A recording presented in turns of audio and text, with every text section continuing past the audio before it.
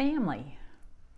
So say you're wanting to go or have a graduation party or a birthday party, or you're planning a wedding and you have to invite family. However, there's one or two people in your family that just don't get along with everybody else. They're toxic. Hi, I'm Kathy. Thanks for joining me. Make sure to hit the subscribe button so you can get notified whenever I drop a new video and we can get this message out to more and more moms. Also, hit the bell to be notified after you subscribe so you can know when I drop a new video. Toxic family. We all know that happens in our families. We have situations where it just gets out of control and they are hurtful. But these situations not only hurt you and maybe that toxic person, but they also really affect your inner circle family, which is your husband and your children, those closest to you. So what do? I have 5 suggestions for you to try.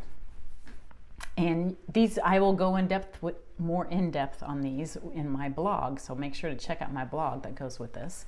Number 1 suggestion is put things in perspective. Powerful emotions and responses can really drive wrong actions. So put your emotions in check and just make sure you're not overreacting yourself. Number 2, calmly and responsibly process the junk that comes up. So when you're confronted with someone else's emotional outbursts or wild demands or wayward decisions, don't emotionally react. That was number 1. Number 2, calmly think of a way you can love them without hurting them, you, or your inner circle family. Number 3, set boundaries. This is a big one. If a family member is hurtful or manipulative, that's a hard word, or abusive, it's your decision how much longer you're going to put up with it. Realize that maybe other family members are being hurt as well. So decide to respond differently. Set boundaries. Now, these boundaries can include if you're invited to a family gathering of some type and you know this toxic person's going to be there, arrive late and leave early. That's one of the ways to not be around that toxic person and try to avoid them as much as you can. Number 4, don't let the needs of others affect your inner circle family. So this is an example of this is like your mother-in-law. She's lost her husband. They've sold her house. She doesn't have any place to stay, and you're considering bringing her into your home. Think about this and investigate other alternatives. Also, it could be a family member who's out of a job and it's just down on their luck. Before you bring them into your home, think about it. Look for other alternatives.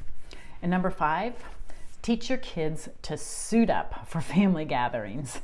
Just like firefighters or first responders, teach them to, okay, you know this toxic person's going to be there. Teach them to not listen to that person, let their hurtful words or their bad behaviors just roll off their backs. And again, come late, leave early, and try to avoid them. Of course, working on creating an amazing family is only part of the process of having a balanced life.